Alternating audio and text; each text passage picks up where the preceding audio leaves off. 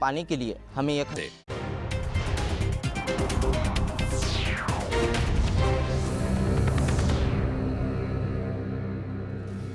Hathras case में Allahabad high court की Lucknow bench ने कई सख्त आदेश दिए हैं। सोमवार को हुई सुनवाई के समय कोर्ट ने इस केस में 11 पेज का एक आदेश जारी किया। न्यूज 18 के अजीत सिंह की रिपोर्ट के मुताबिक कोर्ट ने अपने आदेश में पीड़ित परिवार को सुरक्षा दिए जाने की बात कही। इसके साथ ही कोर्ट ने हाथरस के डीएम से नाराजगी जाहिर की। यही नहीं, एडीजी लॉ एंड ऑर्डर से भी कोर्ट ने नाराजगी जताई। कोर्ट ने उन बयानों पर भी नाराजगी जाहिर की जिसमें पीड़ित के साथ रेप नहीं होने की बात कही गई थी। हाथरस के निलंबित एसपी विक्रांत वीर सिंह को 2 नवंबर की सुनवाई में पेश होने के आदेश जारी किए गए हैं। साथ ही राजनीतिक दलों को बेवजह की बयानबाजी से बचने को कहा गया है और सीबीआई को भी आदेश दिया गया है कि वो जांच को मीडिया के साथ साझा न करे। हाईकोर्ट सबसे ज्यादा नाराज रात में पीड़ित के अंतिम संस्कार किए जाने से है। कोर्ट ने अधिकारियों से पूछा कि बिना परिवार की मंजूरी के शव क्यों जलाया गया।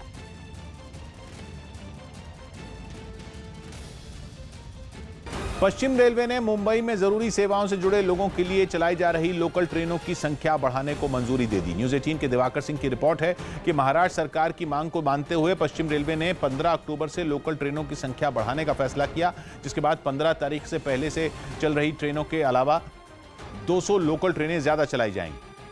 मुंबई में लोकल ट्रेनें केवल जरूरी सेवाओं से जुड़े लोगों के लिए चलाई जा रही हैं, लेकिन उनमें बढ़ती भीड़ को कम करने के लिए यह फैसला लिया गया। इनमें ज्यादातर ट्रेनें सुबह और शाम के वक्त चलाई जाएंगी, जब लोगों के दफ्तर जाने और घर लौटने की वजह से स्टेशनों पर भीड़ बढ़ जाती है।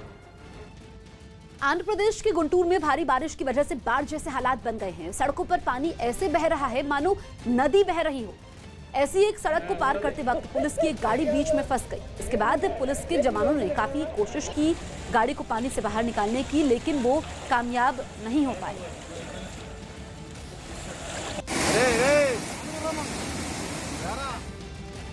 टॉम क्रूज ने इटली की राजधानी रोम में अपनी मिशन इम्पॉसिबल सीरीज की 7वीं फिल्म की शूटिंग शुरू कर दी। 7 साल की शुरुआत में कोरोना के मामले बढ़ने के बाद इटली में फिल्म की शूटिंग रोक दी गई और जब वो दोबारा शुरू हुई तो टॉम क्रूज पूरी फॉर्म में नजर आए। जितना रोमांच मिशन इम्पॉसिबल सीरीज की फिल्मों में होता है, उतना ही शूटिंग में भी दिखा। को स्टार हेली एटविल के साथ टॉम क्रूज एक के बाद एक खतरनाक स्टंट करते नजर आए। कभी उन्होंने रोम की संकरी गलियों में तेजी से कार दौड़ाई तो कभी स्पोर्ट्स बाइक भी चलाई। एक्शन सीन से पहले टॉम क्रूज थोड़े गंभीर भी नजर आए और डायरेक्टर की एक एक कमांड को गौर से सुनते दिखे। उनकी एक झलक पाने के लिए लोगों और मीडिया का जमावड़ा लग गया तो उन्होंने कैमरों की तरफ देखकर हाथ भी हिलाया। हिमाचल प्रदेश के मंत्री रामलाल की कोरोना रिपोर्ट पॉजिटिव आई। हिमाचल प्रदेश के मंत्री रामलाल की कोरोना रिपोर्ट पॉजिटिव आई, जिसके बाद उन्होंने खुद को सबसे अलग कर लिया। यूपी के गोंडा में पुलिस ने मुठभेड़ में घायल हुए एक बदमाश को पकड़ लिया। पकड़े गए आरोपी पर 3 नाबालिग बहनों पर तेजाब से हमला करने का आरोप है। जम्मू कश्मीर की पूर्व सीएम महबूबा मुफ्ती को रिहा किया जाएगा। ये जानकारी जम्मू कश्मीर प्रशासन की प्रवक्ता ने ट्वीट कर दी। पिछले साल अगस्त में आर्टिकल 370 हटाए जाने के बाद से वो नजरबंद हैं। हरियाणा के हिसार में एक बाल सुधार गृह से भागी 17 बच्चों को पकड़ लिया गया। कश्मीर घाटी के युवाओं को भड़काने के लिए आतंकी संगठन सोशल मीडिया का सहारा ले रहे हैं। न्यूज 18 के अमित पांडे की रिपोर्ट है कि पिछले कुछ वक्त में कश्मीर के अंदर नए आतंकी संगठन उभरे हैं और वहां के युवाओं को बरगलाने के लिए वो सोशल मीडिया को जरिया बना रहे हैं। खुफिया एजेंसियों को खबर मिली है कि कुछ खास ट्विटर हैंडल और टेलीग्राम ऐप के जरिए कश्मीर के युवाओं को भड़काने की कोशिश की जा रही है और भारत के खिलाफ नफरत फैलाने वाले ट्वीट किए जा रहे हैं ताकि घाटी के युवा उनके बहकावे में आ सके। हालांकि पिछले काफी वक्त से सुरक्षा बल के अभियानों की वजह से कश्मीर घाटी में आतंकियों की कमर टूट चुकी है। अब सोशल मीडिया ही एक ऐसा औजार बचा है जिसके जरिए किसी भी तरीके से वो अपनी उपस्थिति दर्ज कराने की जुगत में भिड़े हुए हैं। ईडी को हाथरस केस के बहाने यूपी में जाति हिंसा फैलाने की साजिश के आरोप में जेल में बंद पीएफआई से जुड़े 4 आरोपियों से पूछताछ की इजाजत मिल गई है। न्यूज 18 के आनंद तिवारी की रिपोर्ट के मुताबिक ईडी ने कोर्ट में पूछताछ की इजाजत लेने के लिए कई दलीलें दी। ईडी ने कोर्ट में कहा कि 4 आरोपियों अतीकुर रहमान सिद्दीकी, मसूद अहमद और आलम के बयान मनी लॉन्ड्रिंग एक्ट के तहत लेने की अनुमति दी जाए। ईडी ने दलील दी कि 4 मेंबर पीएफआई यानी पॉपुलर फ्रंट ऑफ इंडिया और कैंपस फ्रंट ऑफ इंडिया के सक्रिय मेंबर हैं, जिन्हें मथुरा से गिरफ्तार किया गया था। ईडी ने दावा किया कि यूपी पुलिस ने 4 के पास से मोबाइल फोन, लैपटॉप और संदिग्ध सामग्री बरामद की थी। ईडी ने 2020 फरवरी में दिल्ली में हुए दंगों में पीएफआई की भूमिका का जिक्र किया, जिसके बाद कोर्ट ने ईडी को चारों से पूछताछ की इजाजत दे दी है। सीबीआई ने हाथरस केस की जांच शुरू कर दी और उसकी टीम ने पीड़ित के गांव पहुंचकर घटना से जुड़ी जगहों का मुआयना किया। इस मामले में एफआईआर दर्ज करने के बाद सीबीआई एक्शन में। और अपनी जांच के पहले ही दिन वो उस जगह पहुंची जहां पीड़ित का रातों रात अंतिम संस्कार किया गया था, क्योंकि इस मामले में सबसे ज्यादा बवाल इसी बात पर हुआ। जिस खेत में पीड़ित का अंतिम संस्कार किया गया था, वहां सीबीआई की टीम के साथ फोरेंसिक टीम भी पहुंची, जिसके सदस्यों ने एक पैकेट में उस जगह से कुछ चीजें इकट्ठा की और उन्हें अपने साथ ले गए। सीबीआई के अधिकारी यहीं पर पहुंचे हैं और लगातार मुआयना कर रहे हैं। आप तस्वीरों में देख सकते हैं कि मुआयना करने के बाद जो सीबीआई के अधिकारी हैं वो यहां से निकल रहे हैं। सीएफएसएल की टीम उनके साथ निकल रही है। इससे पहले सीबीआई की टीम ने क्राइम सीन का भी मुआयना किया। वहां उसने करीब 3 घंटे बिताए और मौका वारदात की बारीकी से जांच की। जांच के दौरान इस मामले में अहम गवाह और पीड़ित की मां को भी बुलाया गया, जो अस्पताल से सीधा वहां पहुंची। अब सीबीआई की टीम अब जांच करने के बाद बाहर निकल रही है। इस वक्त में 1:20 हुए हैं। देखते हैं किस तरह से पीड़िता की मां को लेकर सीबीआई की टीम अब खेत में जा रही है। सीबीआई ने अपने पहले दिन की जांच में वीडियोग्राफी भी करवाई और हाथरस केस से जुड़ी हर जगह को तस्वीरों में कैद किया। वहीं हाथरस केस से जुड़ी 2 अहम जगहों पर जांच के बाद सीबीआई की टीम पीड़ित परिवार के घर पहुंची और उनसे घटना पर बात की। जिस समय सीबीआई के अधिकारी पीड़ित के घर में थे, उस समय बाहर पुलिस की कड़ी सुरक्षा नजर आई। पीड़ित के घर का दरवाजा बंद कर दिया गया ताकि कोई अंदर न जा सके। सीबीआई के अधिकारी करीब आधे घंटे तक घर में रहे और जब वो बाहर निकले तो पीड़ित का भाई उनके साथ था। इससे पहले क्राइम सीन पर भी वो उसे अपने साथ ले गए थे। घटना वाले दिन पीड़ित का भाई उस खेत पर था और इसीलिए सीबीआई उसे इस केस की अहम कड़ी मान रही।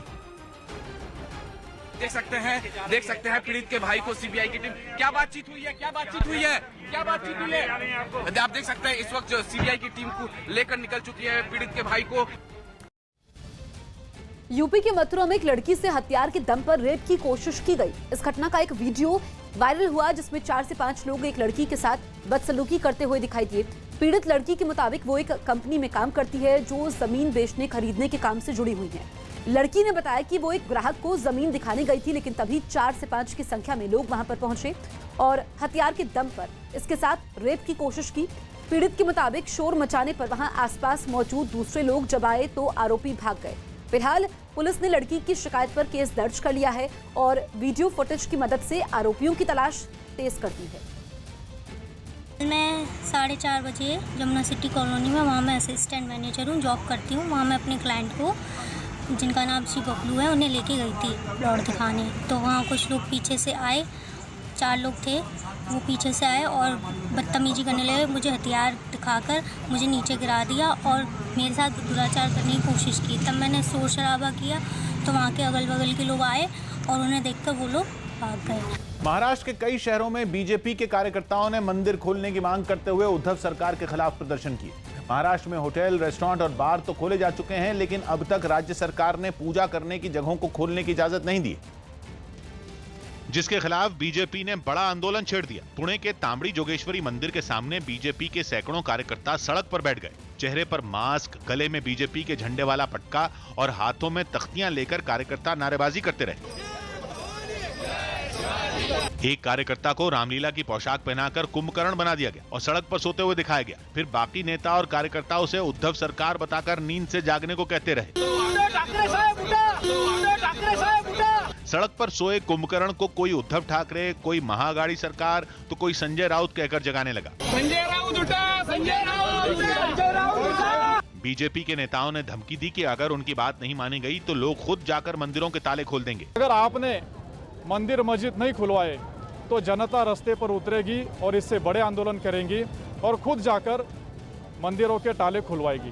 ऐसे ही प्रदर्शन महाराष्ट्र के कई शहरों में हुए, जिनमें सबसे ज्यादा हंगामा मुंबई में हुआ।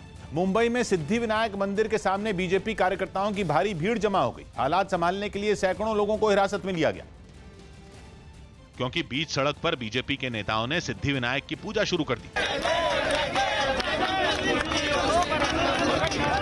बीजेपी कार्यकर्ताओं ने पूजा की थाली भी सजा ली और गणपति की मूर्ति भी हाथों में पकड़ ली। बीजेपी नेताओं ने चेतावनी दी कि वो खुद सिद्धि विनायक के मंदिर में जाकर पूजा करेंगे, इसलिए भारी पुलिस बल पहले से तैनात था। थोड़ी देर के बाद मंदिर में जाने वाले हैं और सभी ने कायदे भंग करने वाले हैं और इसलिए हम लोग थोड़ी देर के बाद मंदिर में जाके दर्शन लेने का प्रयास करेंगे। प्रदर्शन के लिए सिद्धि विनायक मंदिर के ठीक सामने मंच सजाया गया था। सड़क पर लोगों की भारी भीड़ जुटी थी। मंदिर खोलने को लेकर आज बीजेपी एक दिन का सांकेतिक उपवास कर रही है। अगर तस्वीरें मैं आपको दिखाऊं तो यहाँ पर सिद्धि विनायक मंदिर के बाहर तमाम सारे बीजेपी के कार्यकर्ता और नेता नारे लगा रहे हैं और मंदिर खोलने की मांग कर रहे हैं। जैसे ही सड़क पर जमा भीड़ मंदिर की तरफ बढ़ने लगी, पुलिस ने घेरा बनाकर उन्हें रोक लिया।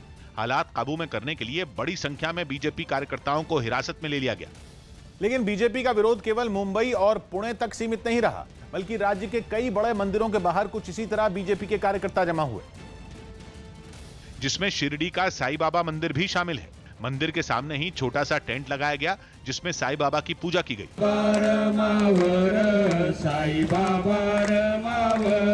पूजा पाठ में साधु संत भी शामिल हुए। मुंबई के पास वसई के जीवदानी मंदिर के सामने भी सैकड़ों बीजेपी कार्यकर्ता जुट गए। जीवदानी मंदिर वसई का बड़ा मंदिर है, जिसमें ताला मंदिर की सीढ़ियों पर नहीं लगा है, इसलिए बीजेपी के कार्यकर्ता मंदिर की सीढ़ियों पर ही बैठ गए और घंटों तक नारेबाजी करते रहे। हालांकि शिवसेना ने इसे सीधा सीधा सियासी हंगामा करार दे दिया। शिवसेना ने बीजेपी को पहले उन राज्यों के मंदिर खोलने की नसीहत दी जहां बीजेपी की सरकार है। क्या उत्तर प्रदेश में मंदिर खुले कर दिए? क्या बिहार में मंदिर खुले कर दिए? क्या गुजरात में मंदिर खुले कर दिए? क्या मध्य प्रदेश में मंदिर खुले कर दिए? बताओ तो सही, जब वहां नहीं यहाँ क्यों? बीजेपी ने चेतावनी दी है कि अगर राज्य सरकार नहीं झुकी तो उद्धव सरकार के खिलाफ बड़ा आंदोलन होगा।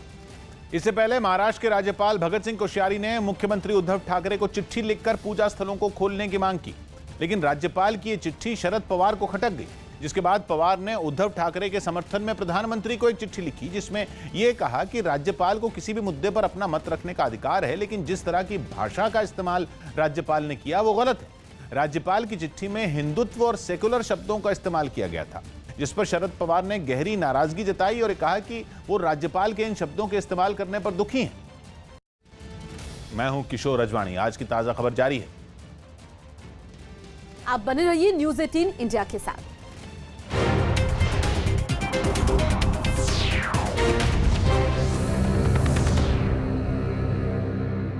Channel number 519